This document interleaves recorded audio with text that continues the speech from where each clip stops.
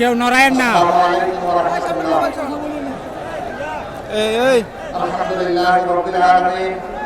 এই মোবাইল সরান।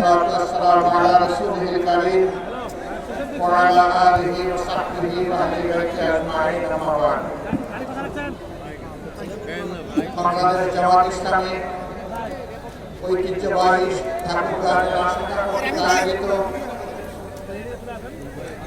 জেলা স্কুল মাঠের আজকের এই বিশাল সম্মেলনের সম্মানিত সভাপতি বাংলাদেশ জামাত ইসলামী ঠাকুরগাঁ জেলা শাখার আমির জনাব অধ্যাপক বেলাল উদ্দিন, মঞ্চে বসা অন্যতম বিশেষ অতিথি বাংলাদেশ জামাত ইসলামের অ্যাসিস্ট্যান্ট সেক্রেটারি জেনারেল, রাজশাহী বিশ্ববিদ্যালয়ের সিনেট সদস্য, বাংলাদেশ ইসলামী ছাত্র শিবিরের সাবেক কেন্দ্রীয় সভাপতি জনাব মৌলানা রফিকুল ইসলাম খান, অন্যতম বিশেষ অতিথি বাংলাদেশ জামাত ইসলামের অ্যাসিস্ট্যান্ট সেক্রেটারি জেনারেল নির্বাহী পরিষদের সদস্য জনাব মৌলানা আব্দুল হালিম, আঞ্চলিক, জেলা এবং স্থানীয় নেতৃবৃন্দ, বন্ধু সংগঠনের নেতৃবৃন্দ, উপস্থিত সহকর্মী বন্ধুগণ, বিভিন্ন ধর্মের যে সমস্ত ভাই এবং বন্ধুরা এসেছেন, আমার সে সমস্ত ভাই এবং বন্ধুগণ, সাংবাদিক বন্ধুগণ, আবারও সবার প্রতি সালাম, আসসালামু আলাইকুম ওয়া রাহমাতুল্লাহ। অন্যান্য ধর্মের ভাইদের প্রতি অন্তর্নির্মাণ ও ভালোবাসা এবং শুভেচ্ছা। বাংলাদেশ 18 কোটি মানুষের দেশ, হয় কিছু কম হবে, না হয় কিছু বেশি হবে। ছোট্ট একটি দেশ, পৃথিবীর মানচিত্রে অবস্থান খুঁজে পাইতে হলে ও গভীরভাবে চোখ ফেলতে হয়। এত ছোট দেশে বিশ্বের কোথাও এত বিপুল জনসংখ্যা নেই। বিপুল জনসংখ্যার এই বাংলাদেশ জনসংখ্যা কোনো অভিশাপ নয়, বরঞ্চ জনসংখ্যাটা জনশক্তিতে পরিণত করতে পারি নাই, এটা আমাদের ব্যর্থতা। এই 18 কোটি মানুষের হাতকে যদি কর্মীর হাতে আমরা পরিণত করতে পারতাম, প্রাপ্তবয়স্ক সকলের হাতে যদি আমরা কাজ তুলে দিতে পারতাম, এই দেশটার চেহারা বদলে যেত। এই দেশেরই মানুষ বিশ্বের বিভিন্ন জায়গায় গিয়ে সেই দেশের চেহারা বদলিয়ে দিচ্ছে, কিন্তু আফসোস নিজেদের দেশের চেহারাটা আমরা বদলাতে এখনো পারিনি। আজকে আমি আল্লাহ তাআলার বিশেষ শুকরিয়া আদায় করছি, হাজারো নিষ্পেষণ, নির্যাতন, জুলুম, খুন, গুম, ধর্ষণ, লুণ্ঠনের তাণ্ডব চালানোর পর 17.5 বছর পরে বাংলাদেশের মানুষ একটু স্বস্তিতে শ্বাস নিতে পারছে। 15.5 বছর টানা ফ্যাসিবাদী সরকারের বিরুদ্ধে দেশের সকল বিরোধী দল দফায় দফায় আন্দোলন করেছে। এই আন্দোলন করতে গিয়ে অনেক মূল্যবান জীবন ঝরে গিয়েছে। এই আন্দোলন করতে গিয়ে অনেকে পঙ্গু হয়েছে, আহত হয়েছে, অনেককে ধরে নিয়ে গায়েব করা হয়েছে। আজ পর্যন্ত তাদের আপনজন জানে না তারা দুনিয়ায় বেঁচে আছে কি নেই। এই আন্দোলন করতে গিয়ে অনেকে চাকরি হারা হয়েছে, অনেকের ব্যবসা বাণিজ্য ধ্বংস করা হয়েছে, ঘর বাড়ি লুণ্ঠন করা হয়েছে, আগুন দেওয়া হয়েছে, তছনছ করা হয়েছে। আর জামাতে ইসলামীর নেতৃবৃন্দের ঘর বাড়ি বুলডোজার দিয়ে ভেঙে গুঁড়া করে দেওয়া হয়েছে। জামাতে ইসলামীর 1 থেকে 11 জন শীর্ষ নেতাকে খুন করা হয়েছে। বিচারিক আদালতে তামসা, আদালত সাজিয়ে সাজানো পাঠানো আদালত আর সাক্ষী দিয়ে তাদের জীবনকে ধ্বংস করা হয়েছে। সম্মানিত ভাইরা, শেষ পর্যন্ত কোরআনের পাখি খ্যাত সারা দুনিয়ার মানুষ তাদের কলিজায়, যার জন্য আলাদা একটা জায়গা ছিল, আল্লামা দিলওয়ার হোসেন সাঈদীকে জেলের ভিতরে মৃত্যুর দিকে তারা ফেলে দিল। তার একটা জানাজা ঢাকায় হবে, তা বরদাস্ত করতে পারলো না। শেষ পর্যন্ত তাকে জোর করে পিরোজপুরে পাঠিয়ে দেওয়া হলো। সেখানে সেনাবাহিনী, বিজিবি, পুলিশ, র্যাব, আনসার সব কিছু দিয়ে চতুর্দিক থেকে ঘেরাও করে মানুষের স্রোত ঠেকানোর চেষ্টা করা হলো। তবু বর্ষার দিনে মানুষের স্রোত কেউ ঠেকাইতে পারেনি। সেখানে লক্ষ মানুষ বৃষ্টির পানির সাথে নিজেদের চোখের পানি দিয়ে তাদের প্রিয় মানুষকে দুনিয়া থেকে বিদায় দিয়েছে। জানাজায় শরীক হয়েছে, তার জন্য কেঁদেছে, আল্লাহর দরবারে মাগফিরাতের দোয়া করেছে, তার মর্যাদা বৃদ্ধির দোয়া করেছে। আল্লাহ যেন তাকে শহীদ হিসেবে কবুল করেন সেই দোয়া করেছে। এই শীর্ষ 11 জন নেতা, তাদের সহকর্মীবৃন্দ এবং অন্যায়ভাবে যাদেরকে এই দেশে হত্যা করা হয়েছে, যারা ঈমান নিয়ে বিদায় নিয়েছেন, আল্লাহর দরবারে দোয়া করে আল্লাহ তাদের সকলকে শহীদ হিসাবে কবুল করুন। বিশেষ করে 24-এর এই আন্দোলন যা 1 জুলাই থেকে শুরু হয়ে 36 জুলাই এসে শেষ হয়েছে, এই আন্দোলনে যারা বুক পেতে দিয়েছিল, বুক পেতে দিয়ে বলেছিল বুকের ভিতরে তুমুল ঝড়, বুক পেতেছি গুলি কর, বুক পেতে দাঁড়িয়েছিল খোলা অস্ত্রের মুখে, গুলির মুখে, সংকোচ করেনি জীবন দিতে। একজন মন্ত্রীকে এক পুলিশ অফিসার তখন বলেছিলেন, স্যার একটা মারি একটাই পড়ে, এরপরে 4 জন দাঁড়িয়ে যায়, 10 জন দাঁড়িয়ে যায়। এটা সেই দেশ। আলহামদুলিল্লাহ, আমরা গর্বিত। আল্লাহ তাআলা আমাদের বুকে, কুলে, উদরে, মায়েদের পেটে এই ধরনের বীরের জন্ম দিয়েছেন বাংলাদেশে। আলহামদুলিল্লাহ, আমরা আমাদের এই বীর সন্তানদের জন্য গর্বিত। আমাদের অন্তরে তাদের ভালোবাসার একটা বিছানা তৈরি হয়ে গিয়েছে। আমরা তাদেরকে শ্রদ্ধা করি। জাতিকে জালিমের অক্টোপাস থেকে মুক্ত করার জন্য তারা যে উদ্যোগ জীবন বাজি রেখে নিয়েছিল, তার জন্য আমরা তাদের কাছে কৃতজ্ঞ। আমরা দোয়া করি আমাদের এই সন্তানদের মতো আরো সন্তানরা যেন ভবিষ্যতে এই দেশের জন্য দাঁড়িয়ে যায়। প্রিয় দেশবাসী, এই দেশটা বিভিন্ন ধর্ম বর্ণের মানুষের।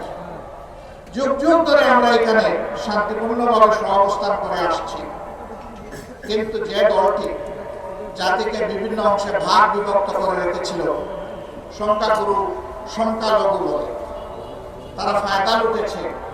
আর তারাই যদি সংখ্যা লঘু বলে কিছু থাকে, তাদের সর্বনাশ এই দলটি করেছে। তাদের জায়গা জমি দখল করা অবৈধভাবে, ইজ্জতের উপরে হাত দেওয়া, সম্পদ লুণ্ঠন করা এবং কাউকে কাউকে তাদের ঘর বাড়ি থেকে তাড়িয়ে দেওয়া, হায়নার মতো এই কাজগুলো তারাই করেছে। তারা নিজেরা করে দোষ ফেলেছে ইসলামপন্থীদের উপর। যারা আল্লাহর বান্দা, যারা আল্লাহর উপর ঈমান রাখে, তারা কখনো কোনো মানুষের ক্ষতি করতে পারে না, কোনো মানুষের প্রতি হিংসা পোষণ করে না, কোনো মানুষের জীবন নিয়ে তামসা করে না, কোনো মানুষের ইজ্জতের উপরে হাত দেয় না, কোনো মানুষের ইজ্জত, তাদের সম্পদকে নিজের সম্পদ মনে করে না। আমরা দাবি জানিয়েছিলাম, জাতিসংঘের হিউম্যান রাইটস কমিশনকে আমি একটা চিঠি দিয়েছিলাম 13 সালে, যে আমাদের বিরুদ্ধে যে অভিযোগগুলো দেওয়া হয়, আমরা তার তদন্ত দাবি করছি। এই তদন্ত করবে জাতিসংঘ, আমরা সর্বাত্মক সহযোগিতা করব। আমরা চাই 72-এর 10 জানুয়ারি থেকে শুরু করে 24-এ, এখন নতুন করে আবার বলছি, 24-এর 5 আগস্ট পর্যন্ত, এমনকি আজকের দিন পর্যন্ত বাংলাদেশে এরকম যতগুলো অঘটন ঘটেছে তার সুষ্ঠু তদন্ত হোক, তার শ্বেতপত্র জাতির সামনে প্রকাশ করা হোক। সেই শ্বেতপত্রে আমি ব্যক্তিটি যদি কালো বলে চিহ্নিত হই, দুষ্কৃতিকারী বলে চিহ্নিত হই, আমাকেও যেন ক্ষমা করা না হয়। আমরা দেখতে চাই এরা কারা, কারাই জাতির সর্বনাশ করে, সংখ্যাগুরু এবং সংখ্যালঘু বাড়াবাড়ি লাগিয়ে দিয়ে। সম্মানিত ভাইরা, এবারকার এই পরিবর্তন বিপ্লব করে অভ্যুত্থানের পরে 4 দিন বাংলাদেশে কোনো সরকার ছিল না, পুলিশ ফাংশন করে নাই, বিজেপি ঘর থেকে বের হয় নাই, আর্মিরা শুধুমাত্র গাড়ির উপরে তারা মহড়া দিয়েছে। কিন্তু আল্লাহ শুকরিয়া, বাংলাদেশে এই 4 দিন বড় কোনো অঘটন ঘটে নাই। কারণ এই দেশের মানুষ দেশকে ভালোবাসে, মানুষকে ভালোবাসে। এই জন্য এই দেশের প্রত্যেকটা মানুষ ছিল এই 4 দিন সরকার। তারা সরকারের দায়িত্ব সবাই পালন করেছে যার যার জায়গা থেকে। জামাত ইসলামী, অন্যান্য ইসলামী দল, মাদ্রাসার ছাত্র, অন্যান্য দেশপ্রেমিক দল সেই 4 দিন সমস্ত মন্দির, মঠ, প্যাগোডা, চার্চ সবগুলো পাহারা দিয়েছে, যাতে কোনো জায়গায় কোনো অঘটন না ঘটে। এরপরে দুর্গাপূজা যখন আসলো, একটি গোষ্ঠী বাংলাদেশকে অস্থির করার চেষ্টা করলো। আমরা আমাদের হিন্দু ধর্মের ভাইদেরকে আশ্বস্ত করে বললাম, পূজা আপনারা নির্বিঘ্নে করবেন, আপনাদের পাশে থেকে আমরা পাহারাদারি করব। তারা তাদের পূজা করেছেন, আমরা নিরাপত্তা যতটুকু পারি তাদের পাশে থেকে করেছি।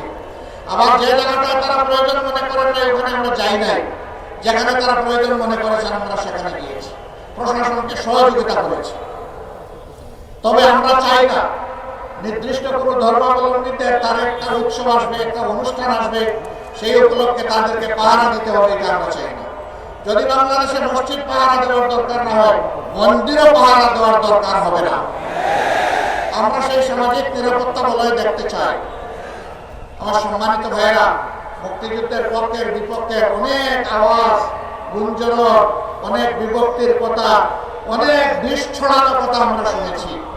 আমি প্রশ্ন করতে চাই, যারা এই চেতনার কথা বলেন, সর্বশেষ ঘটনা এবারকার মহান বিজয় দিবসে ভারতের প্রধানমন্ত্রী এটাকে ভারতের বিজয় দিবস দাবি করে টুইট করেছেন এবং তিনি তার দেশের সৈনিকদেরকে, দেশবাসীকে তিনি অভিনন্দন জানিয়েছেন।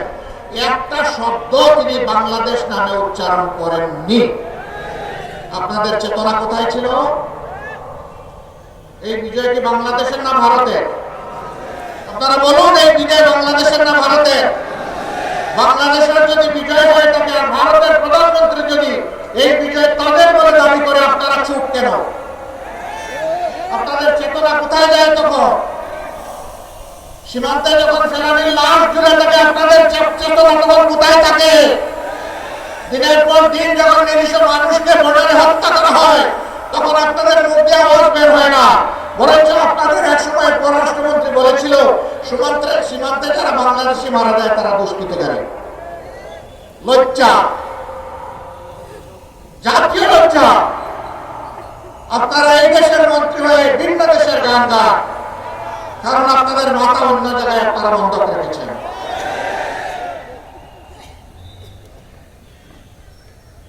আমরা আমাদের প্রতিবেশী দেশের প্রতি সবসময় শ্রদ্ধাশীল থাকতে চাই এবং আমরা এও আশা করি তারাও আমাদের দেশের প্রতি শ্রদ্ধাশীল থাকবেন।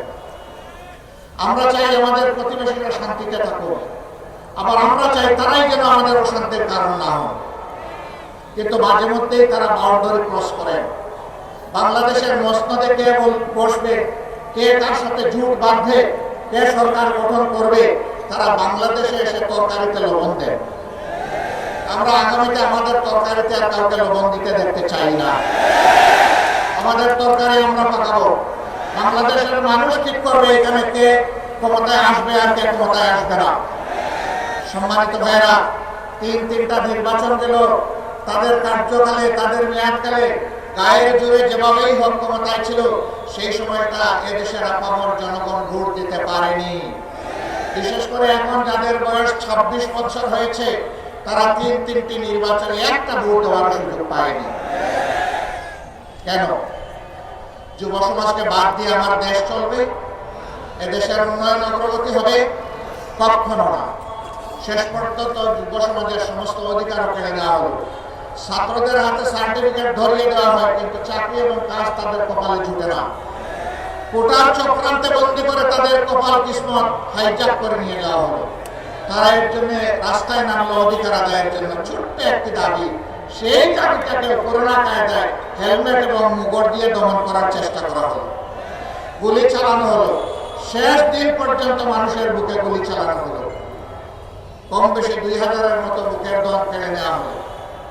আমরা আল্লাহর দরবারে দোয়া করি আল্লাহ তাদেরকে শহীদ হিসেবে কবুল করুন, তাদের পরিবারকে আল্লাহ তাআলা সবরের ত্যাগ করার তৌফিক দান করুন। 34,000 ছেলে মেয়েকে কঠিন ভাবে আক্রমণ করে আহত করে তাদেরকে পঙ্গু করে দেওয়া হয়েছে। 500-র অধিক দুই চোখে দেখে না, 750-র অধিক এক চোখ হারিয়েছে। 500-র বাইরে এরা কত হাজার পা হারিয়েছে, হাত হারিয়েছে, আল্লাহ ভালো জানেন। সেই হিসাব আমরা এখন করতে পারি। নির্মম ভাবে তাদের উপর আক্রোশ মেটানো হয়েছে।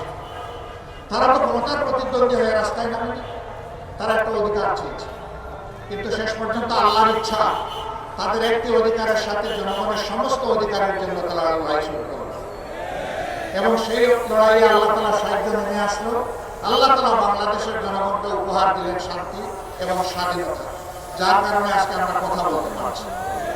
এইরকম ময়দানে গত 15.5 বছর আপনারা কোনো দলকে দেখেছেন? আওয়ামী লীগও নামে নাই। আওয়ামী লীগও নামে নাই। কেন নামে নাই জানেন? একা খালি মাঠে তো আর খেলা চলে না, সেই মাঠে আর কোনো প্লেয়ার নাই, তারাই একা। অবশ্যই এটাও ঠিক, 14 নির্বাচনে 154টি আসন তারা দখল করেছিলেন বিনা প্রতিদ্বন্দ্বিতায়। 18 নির্বাচন করেছেন রাতের বেলা মিডনাইট ইলেকশন। আর 24-এর ইলেকশন করেছেন আমি আর দামি। একদিকে আওয়ামী লীগের ক্যান্ডিডেট, আরেকদিকে আওয়ামী লীগের নিউট্রাল ক্যান্ডিডেট, স্বতন্ত্র ক্যান্ডিডেট। কি হাস্যস্কর! এই সরকার ছিল দামি সরকার। আলহামদুলিল্লাহ, দামি সরকার হওয়ার কারণে সামান্য একটু ফুতেই উড়ে গেছে সরকার। এখন তারা আবার হুমকি ধমকি দিচ্ছেন, আবার তারা ফিরে আসবেন, দেশ দখল করবেন, আবার আগের মতো তারা তাণ্ডব চালাবেন। বলেন যে খাইয়া নাও, যে কয়দিন বাঁচার বেছে নাও, আবার আসতেছে, আবার দেখা হবে। মানে আত্মস্বীকৃত খুনি, খুনের হুঙ্কার দিয়েই চলেছে। আমরা তাদেরকে বিনয়ের সাথে বলতে চাই, এই অধ্যায় ক্লোজ। আমার ভাই রবিউল ইসলাম খান বলেছেন, স্বৈরশাসকরা পালিয়ে গেলে আর ফিরে আসে না। চৌশেস্কু আসে নাই, রেজা শাহ পাহলভি আসে নাই, বেন আলী আসে নাই, আর উনি কয়েকজনের নাম নিয়েছেন, কেউই আসে নাই। না, কেউ আসতে পারবে না। শ্রীলঙ্কার স্বৈর শাসনও পালিয়ে গেছে, আসে নাই, আসবে না। আপনারা মানসিক সান্ত্বনার জন্য যাই বলতে থাকেন বলুন, বাংলাদেশের মানুষকে বোকা ভাববেন। অনেক যন্ত্রণা আমাদের উপর করা হয়েছে, চাপিয়ে দেওয়া হয়েছে, জুলুম করা হয়েছে। দেশের স্বার্থে আমরা সবগুলো বুকে চেপে এখন দেশটাকে সামনের দিকে সবাই মিলে আমরা এগিয়ে যেতে চাই। আমরা চাই না এই দেশ ভাগ বিভক্ত হোক। আমরা চাই 18 কোটি মানুষের 36 কোটি হাত একত্রিত হোক। সবাই এক হয়ে হিংসা বিদ্বেষ পরিহার করে আমরা সামনে আগাই। তবে এটা ঠিক, যারা খুন করেছেন, গুম করেছেন, যারা লুণ্ঠন করেছেন, চুরি করেছেন, দেশের 26 লক্ষ কোটি টাকা বিদেশে পাচার করেছেন, তাদের বিচার হতে হবে, আর ওই টাকাগুলো দেশে ফেরত আনতে হবে। এগুলো জনগণের টাকা, ফেরত এনে জনগণের কাজে লাগাতে হবে। ঠাকুরগাঁ জেলা, আমি এখানে এসে খবর নিলাম, এটা বাংলাদেশের একটা গুরুত্বপূর্ণ জেলা। এই জেলা বাংলাদেশের উন্নয়নে নিশ্চয়ই অবদান রেখে চলেছে। এই জেলায় উচ্চশিক্ষার কোনো বিদ্যাপীঠ নেই, এখানে কোনো মেডিকেল কলেজ নাই, এখানে কোনো প্রকৌশল কলেজ বা বিশ্ববিদ্যালয় নেই, এখানে কোনো এগ্রিকালচার ইউনিভার্সিটি নাই, এখানে কোনো পাবলিক ইউনিভার্সিটি নেই। কি ঠাকুরগাঁ জেলা বাংলাদেশের অংশ না? যদি অংশ হয়ে থাকে তাহলে বৈষম্য কেন? এই জেলায় অবশ্যই এই প্রতিষ্ঠানগুলা এই জেলা পাওয়ার হক তার দাবি রাখে। আমরা অন্তর্বর্তীকালীন সরকারকে বলবো, সব যদি নাও পারে, আগামী 1 থেকে যদি বড় কোনো প্রকল্প আপনারা হাতে নিয়ে থাকেন, ঠাকুরগাঁ যেন এটা থেকে বাদ না পড়ে। কমপক্ষে একটা মেডিকেল কলেজ দিয়ে যাত্রা শুরু করেন, আপনারা সিদ্ধান্ত নেন, কার্যক্রম শুরু করেন। পরবর্তী নির্বাচিত সরকার এসে সেটা পূরণ করবে। বাকি যে সমস্ত ন্যায্য দাবি আছে সেগুলো পর্যায়ক্রমে দেখতে হবে। আমরা এমন চাই না বাংলাদেশের সম্পদের উন্নয়ন যে কোনো এক জেলায় চলে যান আর বাকি জেলা বঞ্চিত থাকে, এটা আমরা চাই না। আমরা চাই সমতার ভিত্তিতে বাংলাদেশের সকল জেলা যেন তার অধিকার ফিরে পায়। তার জন্য একটা জিনিসের নিশ্চয়তা বিধান করতে হবে, সেটা হচ্ছে আদালতে ন্যায় বিচার। যদি ন্যায় বিচার কায়েম হয়, অধিকার কাউকে চাইতে হবে না, এটা রাষ্ট্রের দায়িত্ব, যার অধিকার তার ঘরে পৌঁছে দেবে। আল্লাহ যদি আমাদেরকে এমন কোনো সুযোগ দেন, আমি তো দাবি পেশ করলাম, ইনশাআল্লাহ আমাদের কাছে আর কোনো দাবি পেশ করা লাগবে না।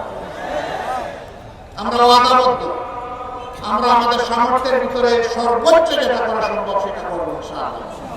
অন্য কেউ যদি সরকার গঠন করে, যদি আপনাদের সেই দাবি অপূরণ থেকে যায়, আপনারা যখন দাবি করবেন, আওয়াজ তুলবেন, আপনাদের হাতের সাথে হাত মিলিয়ে আমরাও আওয়াজ তুলবো ইনশাআল্লাহ। ওই দাবি আদায়ের জন্য আমরা একাকার হয়ে যাব, তারপরে আমরা দাবি আদায় করে ছাড়বো ইনশাআল্লাহ। সম্মানিত ভাইয়েরা, এটা শুধু ঠাকুরগাঁর জন্য নয়, সারা বাংলাদেশের জন্য একই নীতি হওয়া উচিত।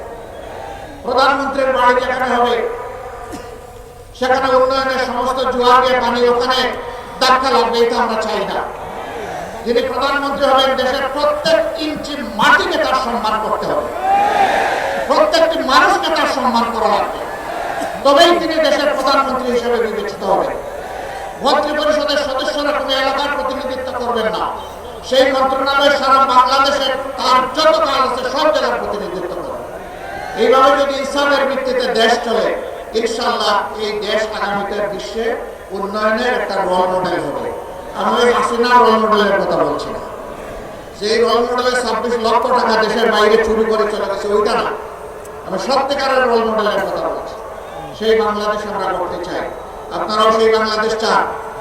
আলহামদুলিল্লাহ, এই বাংলাদেশে শিশু, বৃদ্ধ, আবাল বনিতা, নারী পুরুষ নির্বিশেষে সকলে ঘরে বাইরে কর্মক্ষেত্রে সর্বত্র তারা একটা মর্যাদা পাবে এবং নিরাপত্তা তাদের নিশ্চিত হবে ইনশাআল্লাহ। এই বাংলাদেশ গঠনের জন্য আমাদেরকে আরো অনেক ত্যাগ স্বীকার করতে হবে। আপনারাও কি সেই ত্যাগ স্বীকার করতে প্রস্তুত? শিওর? বুঝে শুনে হাত তুলেছেন, আওয়াজ দিচ্ছেন, মোবারকবাদ। সংগ্রাম আমাদের শেষ হয়নি। আমাদের সন্তানরা এখনো স্লোগান দিচ্ছে, আবু সাইদ মুক্ত, শেষ হয়নি যুদ্ধ। আমাদের যুদ্ধ মানবতার মুক্তি অর্জিত না হওয়া পর্যন্ত চলবে ইনশাআল্লাহ। আমরা একটা বৈষম্যহীন দেশ চাই, ছাত্রাবাস মুক্ত দেশ চাই, অবৈধ দখলদার মুক্ত দেশ চাই, দুর্নীতি মুক্ত দেশ চাই, ঘুষ মুক্ত দেশ চাই এবং একটা সাম্যের বাংলাদেশ আমরা চাই, একটা মানবিক বাংলাদেশ চাই। সেই মানবিক বাংলাদেশের জন্য আমরা ইনশাআল্লাহ কাঁধে কাঁধ মিলিয়ে, হাতে হাত মিলিয়ে আমরা সামনের দিকে এগিয়ে যাবো। আল্লাহ আমাদেরকে কবুল করুন।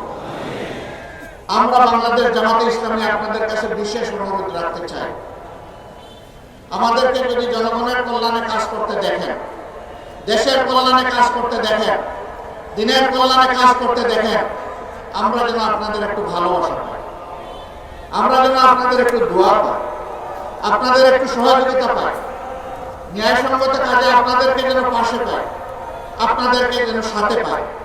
যদি কোনো অন্যায় করতে দেখেন, আপনাদের পক্ষ থেকে যেন প্রতিবাদের আওয়াজ ওঠে, আপনারা যেন আমাদের সমালোচনা করেন, আপনারা যেন আমাদেরকে টান দিয়ে সোজা করে দেন।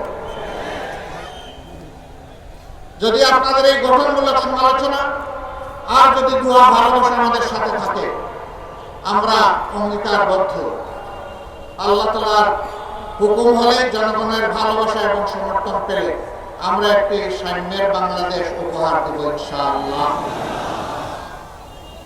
আল্লাহ রাব্বুল আলামিন আপনারা যে কষ্ট করে এসেছেন এর জন্য তার উত্তম যাজা দান করুন। এই ঠাকুরগাঁর ন্যায়সঙ্গত দাবিগুলো আদায়ে আমরা যেন ঐক্যবদ্ধভাবে সবাই কাজ করতে পারি সেই তৌফিক দান করুন। দেশের উন্নয়নে আমরা যেন যার যার জায়গা থেকে সর্বাত্মক অবদান রাখতে পারি সেই তৌফিক আল্লাহ তাআলা আমাদেরকে দান করুন। আল্লাহ হাফেজ। বাংলাদেশ জিন্দাবাদ, বাংলাদেশ জামাতে ইসলামী জিন্দাবাদ। আসসালামু আলাইকুম ওয়া রাহমাতুল্লাহি ওয়া বারাকাতুহু।